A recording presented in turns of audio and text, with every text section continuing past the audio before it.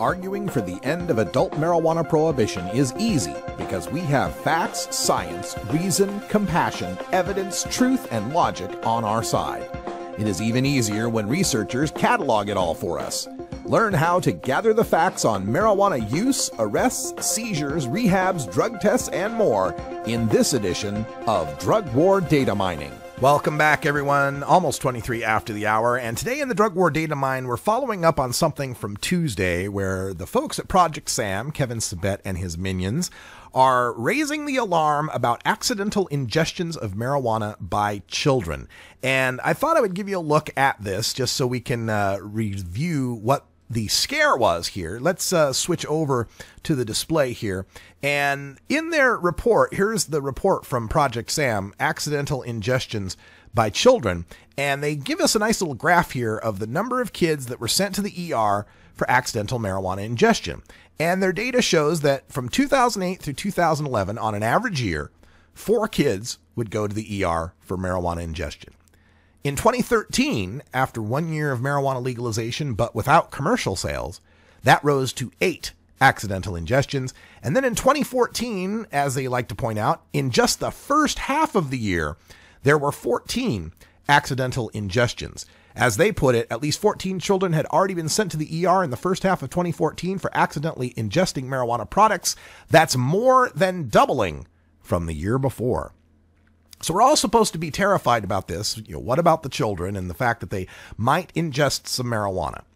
But let's point out that the ingestion of marijuana by a child is not going to kill the child. It may be uncomfortable. It may be an hour or two that you have to keep that kid in the ER or keep that kid under observation.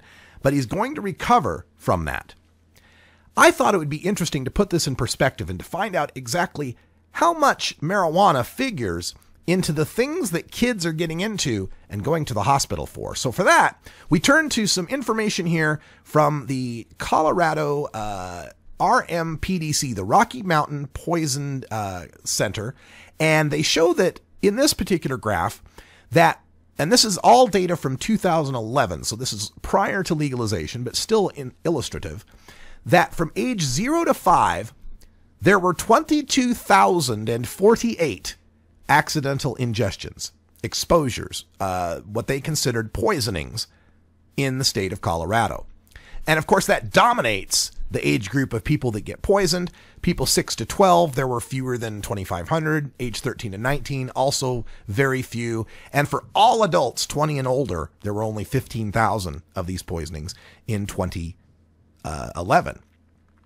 And taking a look at the top 10 list is also illustrative, I think. We have a top 10 list for human exposures, and that list shows us that analgesics, painkillers, are the #1 thing people are exposed to that takes them into a poison control center. Things like Tylenol, aspirin, Advil, and so forth. 6,351 exposures in 2011 alone. The rest of the top 10 for adults brings us cosmetics, cleaning substances, sedatives, foreign bodies, antidepressants, topical preparations, antihistamines, cardiovascular drugs, and alcohol. And those were over 1,000 for all of those, over 3,000 for the top 3, over 6,000 for #1. That's among adults.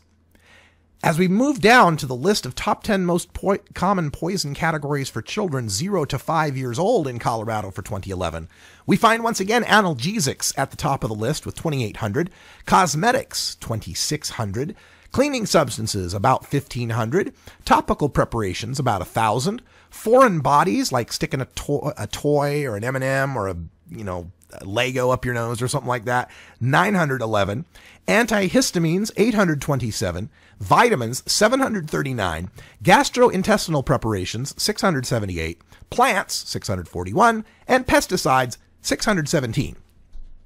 So the 14 marijuana ingestions for the first half of 2014, maybe we could extrapolate that out to 28 for the entire year, comes nowhere close to being on the top 10 list of things that are sending kids to the ER for poison. And nobody is suggesting that we ought to ban analgesics or cosmetics or cleaning substances. It's expected that the adults in those households are to put the cleaning substances where the kids can't get them, put the vitamins in the antihistamines and the analgesics in the medicine cabinet, and so forth.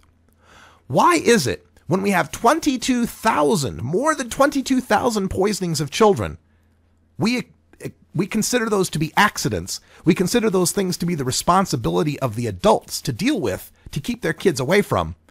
But when it comes to 28 marijuana ingestions, that calls for all sorts of bans and maybe even a recriminalization of marijuana. I would posit that there have actually been more than 4 accidental ingestions of marijuana by kids in Colorado in those years of 2008 through 2012. I would posit that during those years that marijuana was not legal, a parent who left their weed out or their cookie or brownie and had their kid get into it was far less likely to want to then take their kid to the hospital where they could get busted for having marijuana in their home, for being marijuana consumers. The fact that we're seeing more reporting of kids ingesting marijuana could very well be just the fact that people are more comfortable reporting that their kid has ingested marijuana and aren't as afraid anymore of having